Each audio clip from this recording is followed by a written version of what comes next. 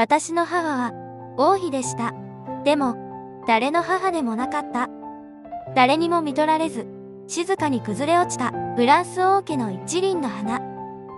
カトリーヌ・ド・バロア、その名は100年戦争の調停役として歴史に刻まれるが、彼女自身の選択はいつも声なき場所にあった。フランスとイングランドの王の間に生まれ、政治の道具として平和の代償として差し出された人生。だが、彼女はそこから誰もが見逃した静かな反逆を遂げていた。歴史の主役にはならなかった彼女がなぜ包丁の母と呼ばれるのか。その答えは誰も近づかなかった祈りの神王にある。歴史の片隅に灯る小さな祈りを見届け、チャンネル登録と高評価をお願いします。それが次の物語への光になります。第1章、声なき部屋。パリ、ルーブル宮の一角。その部屋は他のどこよりも静かだった。窓には厚い布がかけられ、外光は差し込まず、床には誰の足音も響かない。カトリーヌ・ド・バロアはその石の床に座り込んでいた。年齢はまだ10歳にも満たなかったが、その瞳にはすでに見ることを諦めたものの静けさが宿っていた。父、ギャルル6世。狂気の発作により自らの家族を認識できぬ王。母、イザボード・バビエール。王の不安定な精神から逃れるように政治に没頭し、子を育てることはなかった。そんな環境で生きる王女に与えられたのは誰からも選ばれない静寂だった。床に置かれた唯一の慰めは小さな布の人形。それは次女が夜ごとそっと置いていったものだ。名もなく色も褪せ、腕の一部が裂けていた。それでもカトリーヌはその裂け目に自らの心を重ねていた。扉の向こうから王の叫び声が響いた。だが彼女はもう反応しない。それが王家の娘ということなのです。かつて次女が囁いたその言葉が今も空気に残っているかのようだった。その日、ふと布で覆われた窓の隙間から風が入り込んだ。厚布が揺れ、わずかに日が差した。カトリーヌは顔を上げた。誰もいない部屋で初めて光を見た日のことだった。第2章、契約の花嫁。1420年、フランス・トロワ。カトリーヌの姿は絹の衣に包まれて無音のまま立っていた。目の前に並ぶのはフランス王シャルル6世、イングランド王ヘンリー5世、そして条約の証人たち。その全てがこの戦争を終わらせるための景色だった。トロワ条約。それはシャルル6世の娘であるカトリーヌをイングランド王に嫁がせることで、両国の王位継承を一本化させるという歴史的な政治協定だった。条文にはフランス王の正当な娘であり、イングランド王の正式な記載とすると記され、その末尾には銀の印章が押された。誰も彼女の意思を問わなかった。だが、カトリーヌの目にはかすかに震える光があった。彼女は黙って父を見つめ、そして母の姿を探したが、イザボーはその場にいなかった。代わりに、冷たい石壁に吊るされたタペストリーだけがかすかに風に揺れていた。その夜、婚儀の儀式がトロワの教会で行われた。祭壇の前で司祭の声が響く中、カトリーヌは一度だけ顔を上げた。その先にはヘンリー5世。彼は戦場を勝ち抜いた王であり、彼女の母国を敵として見ていた人物である。だがその目は戦士のそれではなかった。その時、教会の天井から光が差し込んだ。だが彼女の顔に影を落としたのはその光ではなく、その場にいなかった誰かの記憶だった。誰もその涙を見ていなかった。だが祭壇の奥に飾られた銀の燭台がわずかに彼女の沈黙を映し出していた。第3章、孤独な体感。ウェストミンスター寺院。鐘の音が鳴り響く中、カトリーヌは祭壇の横に静かに立っていた。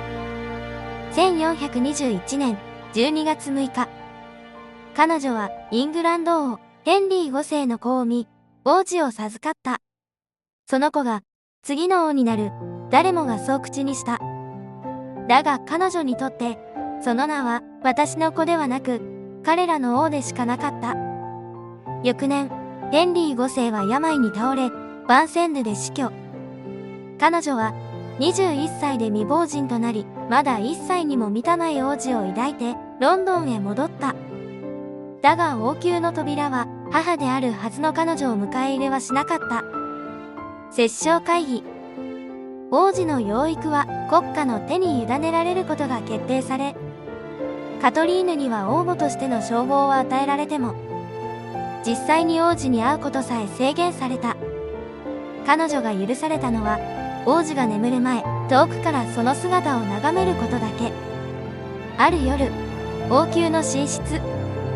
乳母の腕に抱かれたヘンリー王子は明かりに目を細めながら眠りについていた。扉の陰からカトリーヌはその姿を見つめていた。声もかけず、近づきもせず、ただ沈黙の中にとどまり続けた。王子には母ではなく国家が必要です。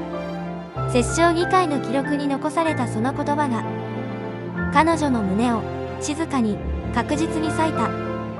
翌朝、誰にも告げず、彼女はその部屋を離れた。残されたのは小さな木製の冠。彼女が夜なべして削った王子への贈り物だった。それは受け取られることもなく、次女の箱に収められ、誰の記憶にも残らなかった。ただ一つ、その扉の前に立っていた彼女の姿だけが、床に落ちた影となって王宮の石に染みついていた。第4章、沈黙のちぎり。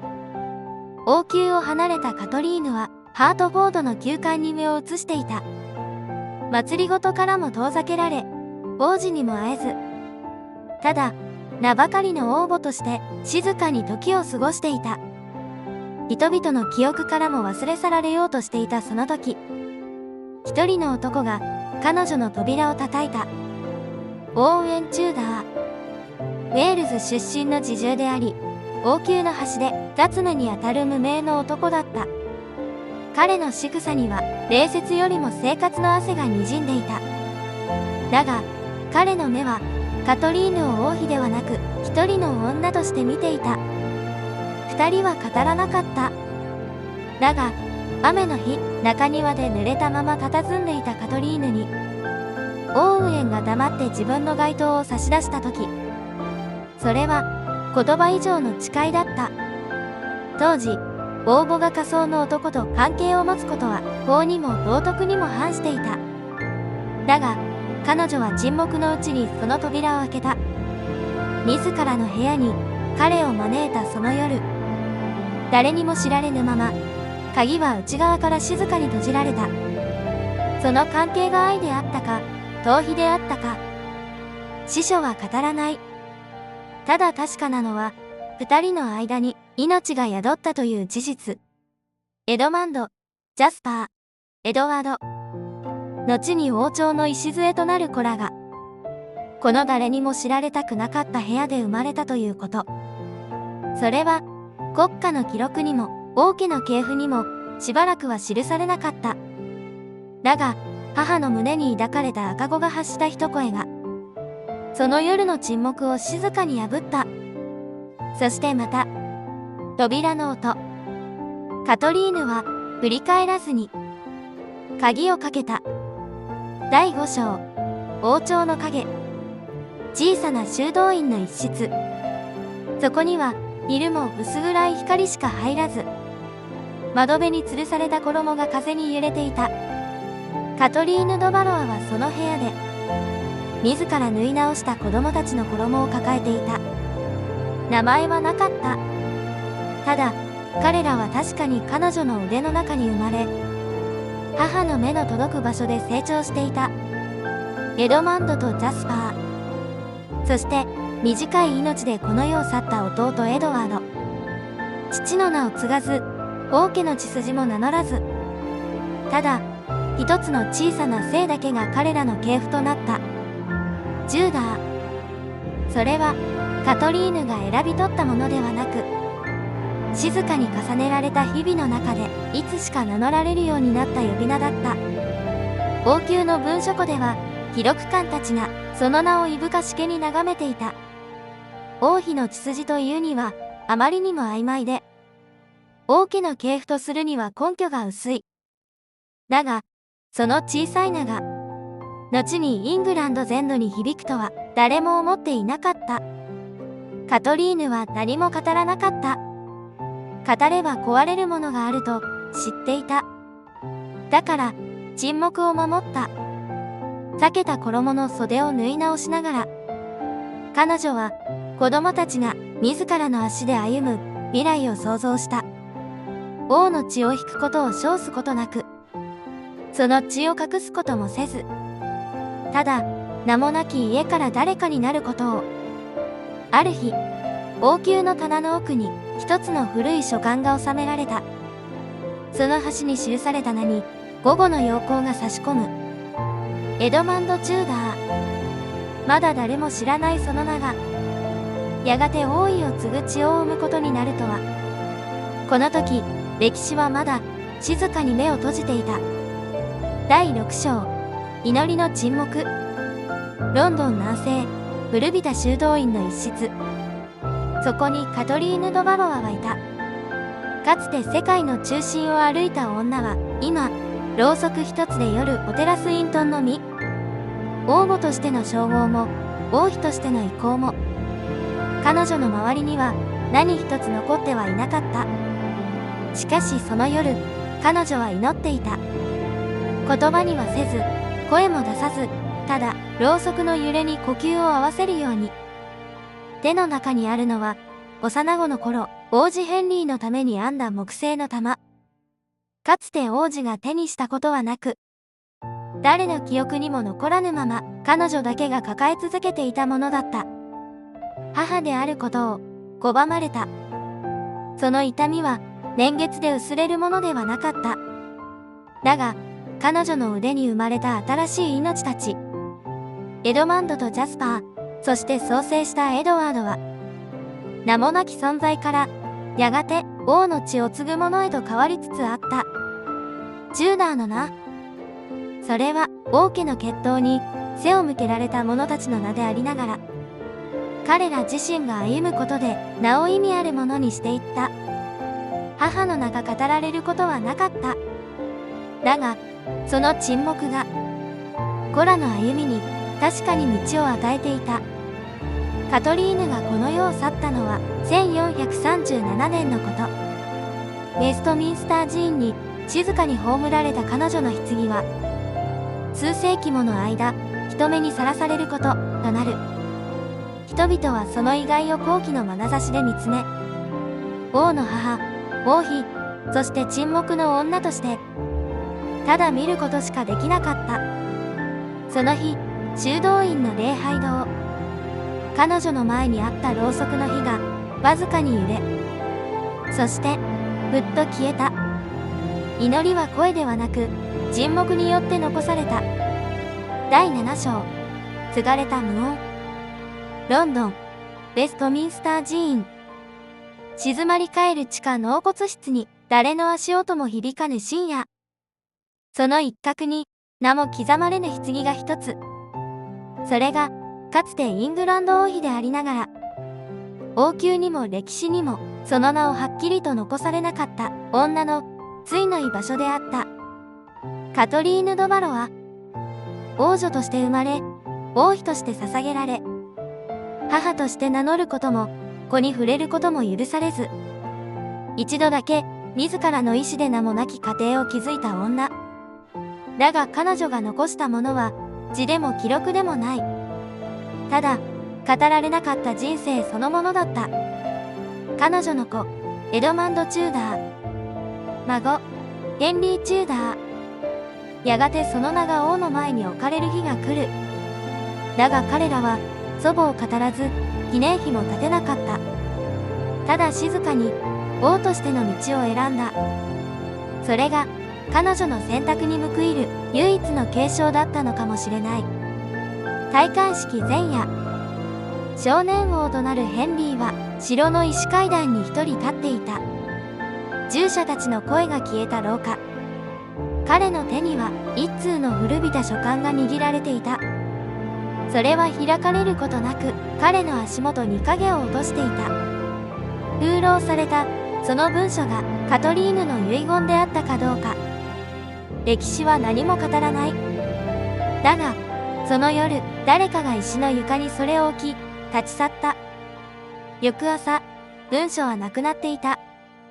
残されたのは牢の跡と日が差し込む前の静寂だけ。それが王朝の始まりだった。今回の動画は以上となります。カトリーヌ・ド・バロア。その名は歴史の表舞台で語られることは少なく、王妃としても王母としても記録には薄くしか刻まれていません。けれど彼女の沈黙は確かに一つの王朝を根底から支え、誰にも知られぬまま未来を変えていきました。彼女が語らなかった言葉、触れられなかった子供、そして選ばれなかった生き方、それらすべてがやがてチューダー家という名のもとに静かに受け継がれていったのです。その姿は決して偉大ではなかったかもしれません。しかし静かに正しく耐える、その生き方は今を生きる私たちにも声にならない問いを投げかけてきます。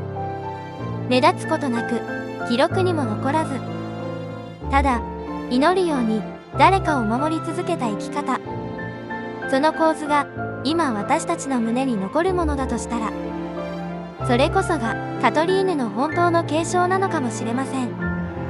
最後までご覧いただきありがとうございました。ご意見や感想があればぜひコメント欄でお聞かせください。そしてまた次の物語でお会いできるようチャンネル登録と高評価をよろしくお願いします。それではまたお会いしましょう。